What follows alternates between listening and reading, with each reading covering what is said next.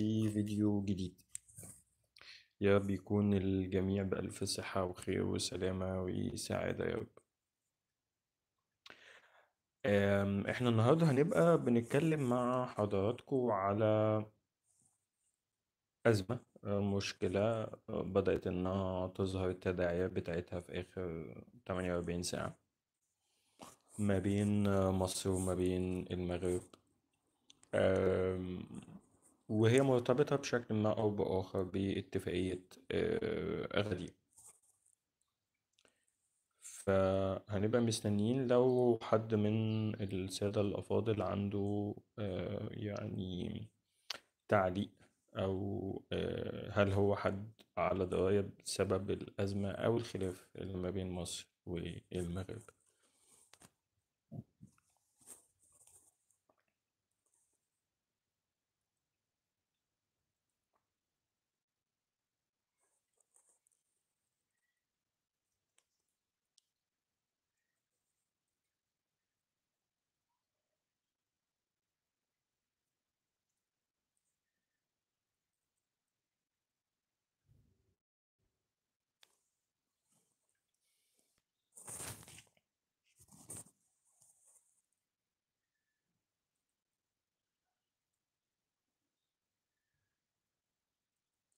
لو حد من الناس اللي موجودة لايف بس عنده، يعني يا ريت لو حد موجود يعرفنا بنفسه والدولة بتاعته.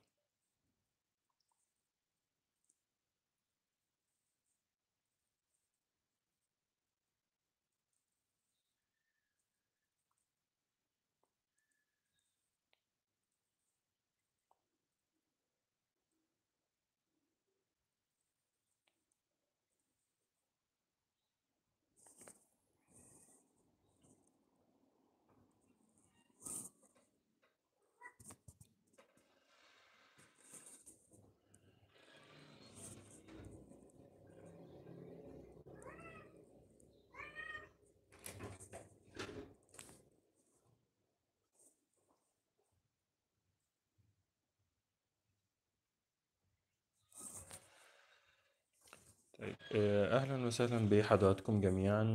يوم جديد وفيديو جديد مع حضراتكم من على منصة فيروز هاب. يمكن ال48 ساعة اللي فاتوا دول كان في أزمة بدأت إنها تتصاعد ما بين المغرب وما بين مصر فيما يتعلق ب يعني التبادل التجاري وعلاقة التصدير والاستيراد ما بين الدولتين.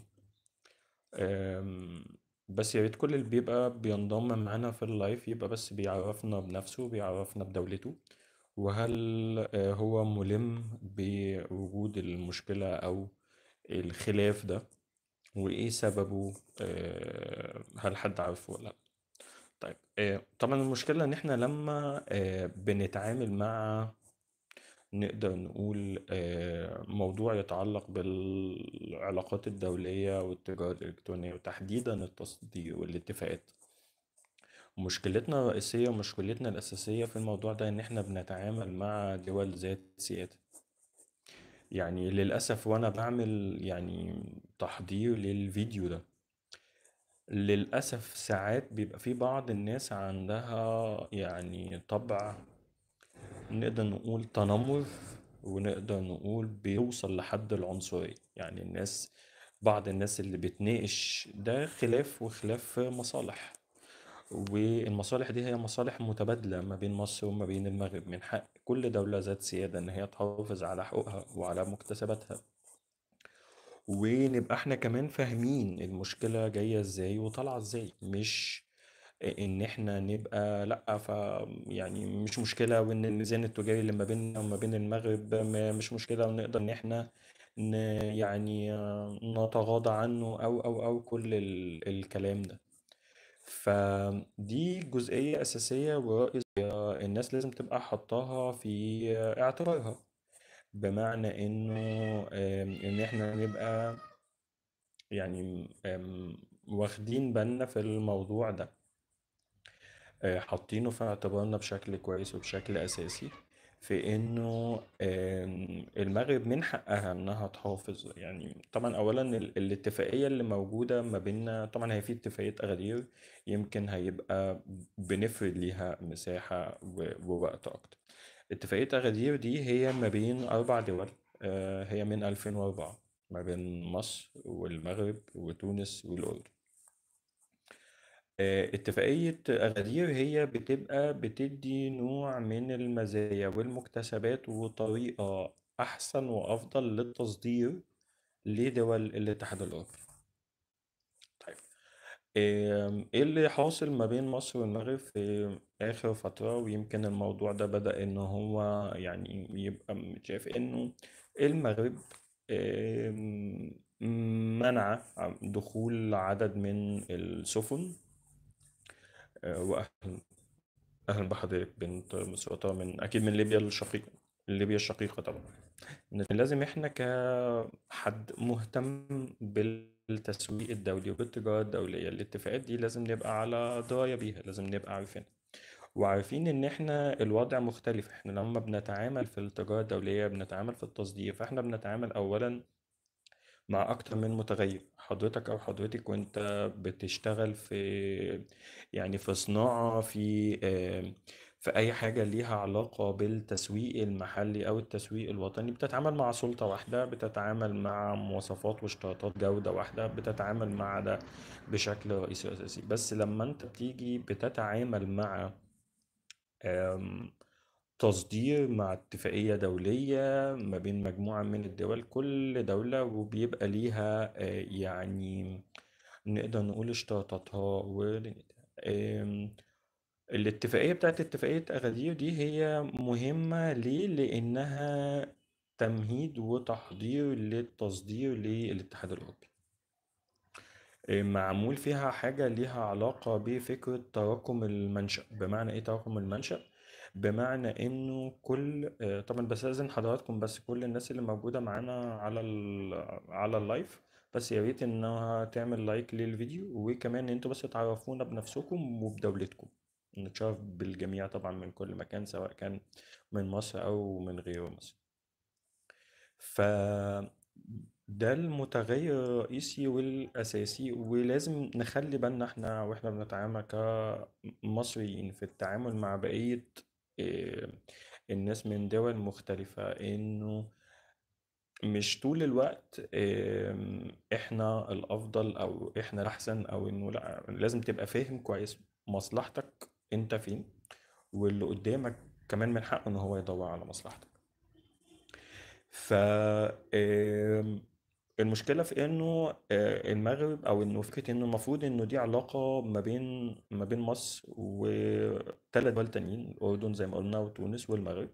المفروض انه العلاقة دي ما بين الدول دي.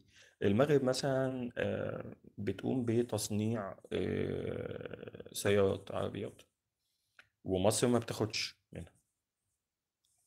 طيب، المغرب كان عندها وحصلت مشكلة فيما يتعلق بالواردات المصرية من حديد التسليح، وإنه كان في شكاوي من تجار مغاربة ومن مصانع إنه ده في حالة من حالات الإغراق، يعني خاصة بالموضوع دوت من الجهة الأخرى أو من ناحية المغرب. طيب، احنا بنصدر خضار وفاكهة وسيراميك وأسمنت وبنية تحتية، بنصدر حاجات مختلفة لدولة المغرب. طيب، فالموضوع هنا مش متعلق بس انه علاقة مصر بالمغرب، لا، اولا هو علاقة مصر ب3 دول تانية في ظل الاتفاقية بقالها تقريبا معدية 20 21 سنة. هل احنا بنستفيد بيها ولا مش بنستفيد بيها؟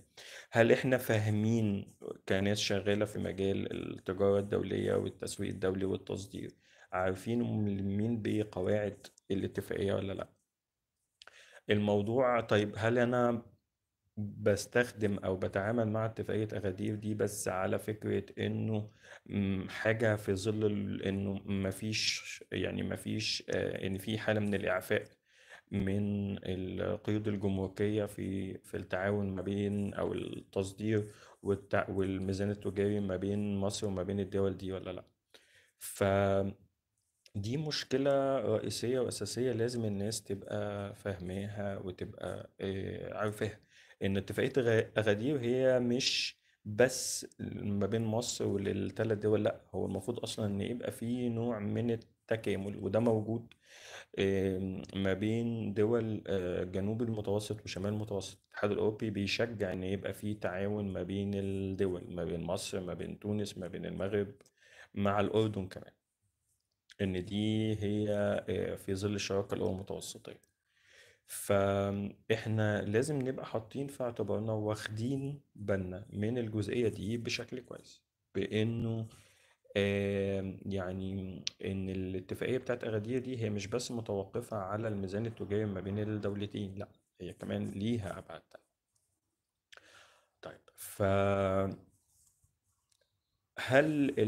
الموضوع هيهدى لو كان في حظر او منع لدخول السفن؟ لازم انه يعني في ظل كمان المتغيرات الدولية، يعني فيما يتعلق بالوضع في المنطقة، ما يتعلق بالجزئية اللي احنا بنتكلم فيها طول الوقت، انه التجارة الدولية جزء رئيسي وأساسي منها. يعني التجارة مرتبطة بالسياسة الدولية وبالعلاقات الدولية وكمان بالمتغيرات الدولية اللي موجودة.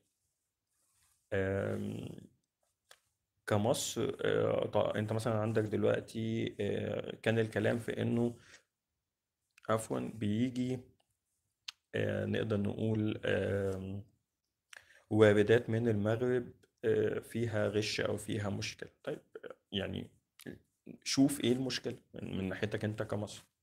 طيب هل انت مانع؟ طيب فيما يتعلق بموضوع العربيات او موضوع السيارات، طيب هل انت مش مدخل عربيات من المغرب عشان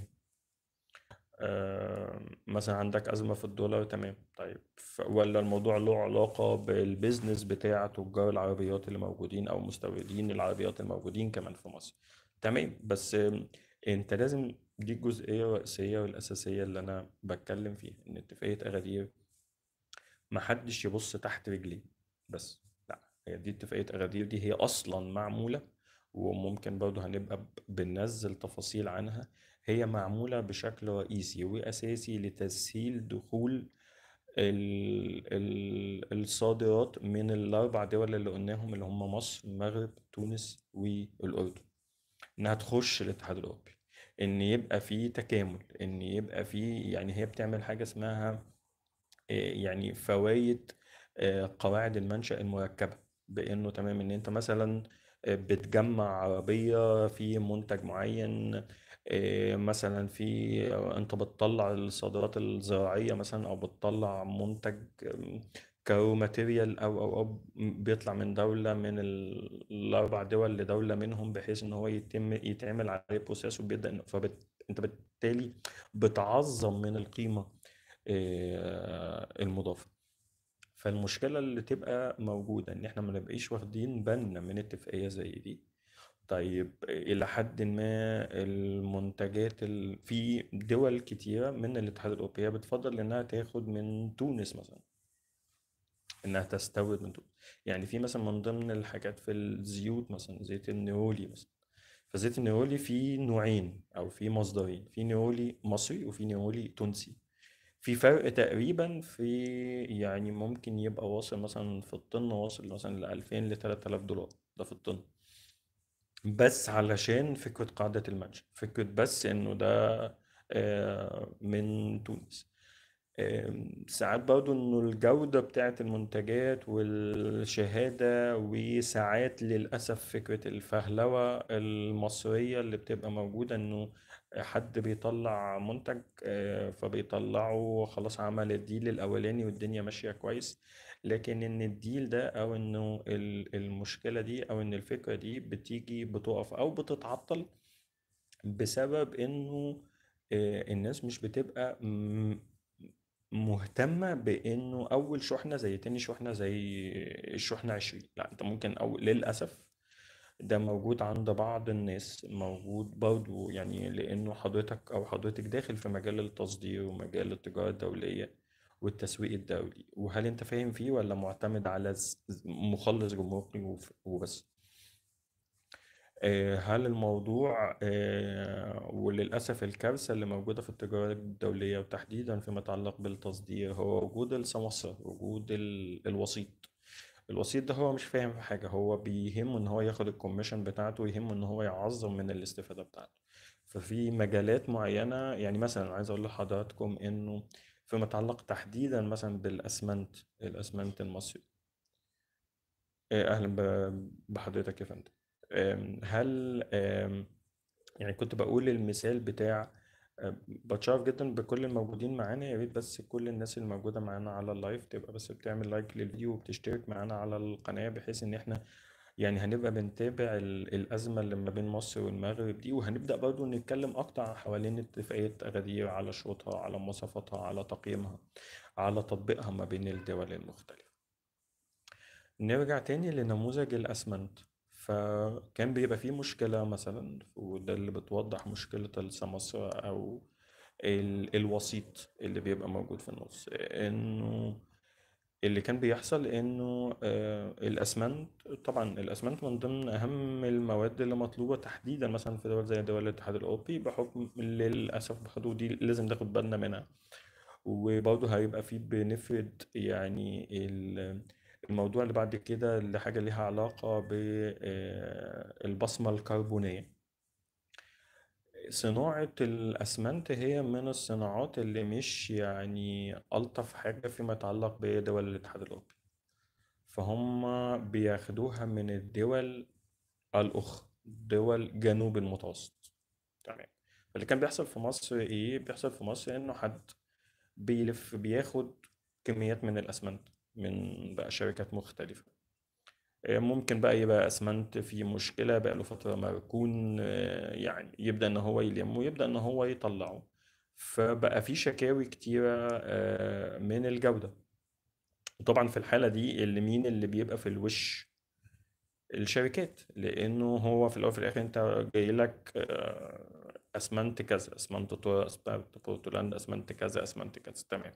فانت ده وصل بقى للاتحاد الاوروبي، وصل لاي دوله من الدول العربيه ولا حتى دوله افريقيه. تمام. فانت هنا خناقتك هتبقى مع مين؟ او السمعه اللي بتضر هنا. فعشان كده كان في قرارات طلعت انه لا، انه في مواد معينه هي ما تطلعش الا من خلال المصنع بتاعها.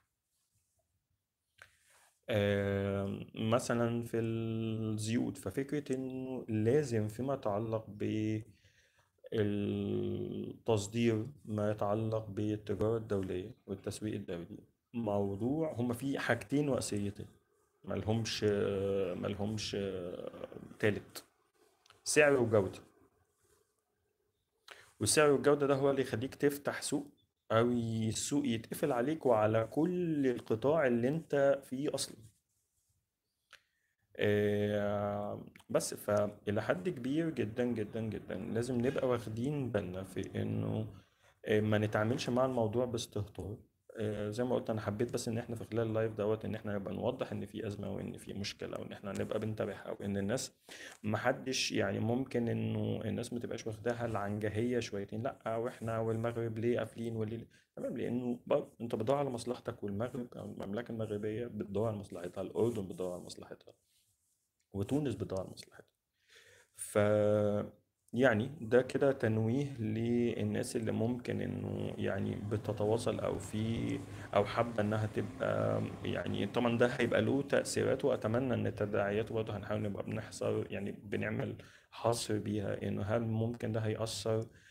هو ده مش هيأثر على الميزان التجاري ما بين مصر والمغرب بس، هو ده هيأثر على الميزان التجاري ما بين مصر والمغرب. تمام. ومصر من ناحية والاتحاد الأوروبي من ناحية، والمغرب من ناحية ودول الاتحاد الأوروبي من ناحية تانية.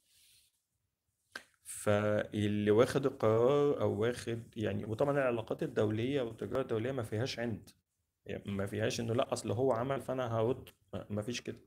وعليكم السلام يا فندم. فبس فلو في أي سؤال أو استفسار عند أي حد من حضراتكم تحت أمركم. وبرضه هنبقى بنتكلم حوالين البصمة الكربونية زي ما قلت. احنا عملنا برضه قناة خاصة اسمها بتاع تصدير، باسم سمير بتاع تصدير.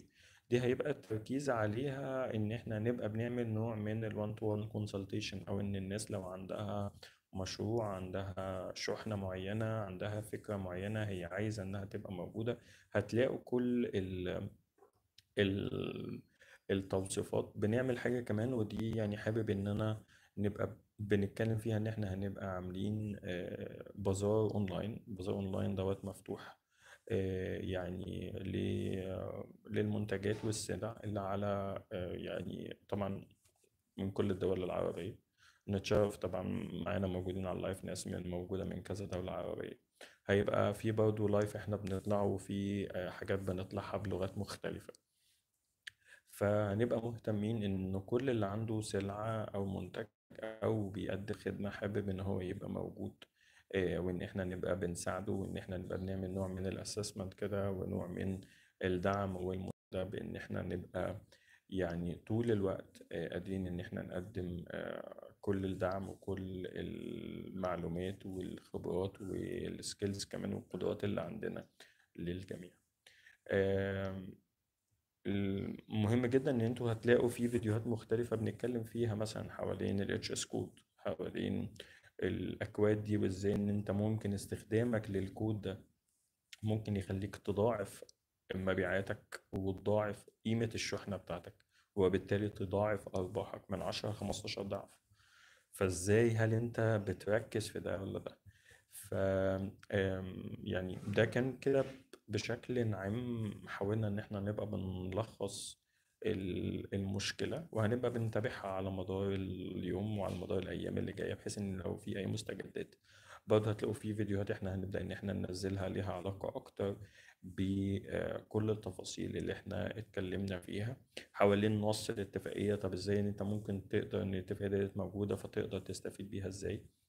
ونتمنى ان احنا نبقى بنحاول ننقل اتفاقية زي اتفاقية تغدير لليفل ومستوى تاني، ان ما يبقاش الموضوع مقترن بس بانه لا، انه يبقى في حاجة طالعة من مصر رايحة المغرب، رايحة لتونس، رايحة للأردن، وبعد كده رايحة لدول الاتحاد الأوروبي. لو أي حد من السادة الأفاضل عنده أي سؤال أو تعليق، تحت أمر حضراتكم. قدامنا مثلا 30 ثانية أو دقيقة، بحيث إن لو أي حد عنده سؤال أو استفسار من السادة الأفاضل الموجودين معانا، أتشرف جدا بإن أنا أرد عليه.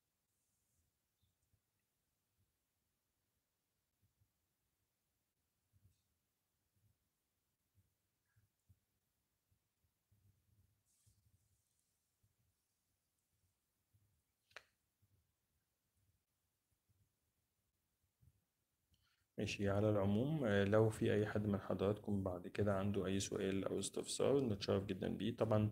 الناس اللي حابة إن احنا نتواصل معاها ويبقى في يعني نوع من الاسسمنت ليها، هتلاقوا في الديسكريبشن بتاع كل الفيديوهات في استمارة خاصة بالكورس بتاع التأهيل للتصدير وإعادة التأهيل للتصدير في ظل المتغيرات الدولية. دي حاجة. والناس اللي مهتمية بفكرة البازار الأونلاين برضه هيلاقوا رابط التسجيل. شكرا جدا لحضراتكم. أتمنى إن حضراتكم تشتركوا على القناة وتعملوا لايك للفيديوهات المختلفة الموجودة. كان مع حضراتكم باسم سمير بتاع تصدير من على منصة التصدير فيروز هاب. تحياتي وتقديري ويوم سعيد للجميع.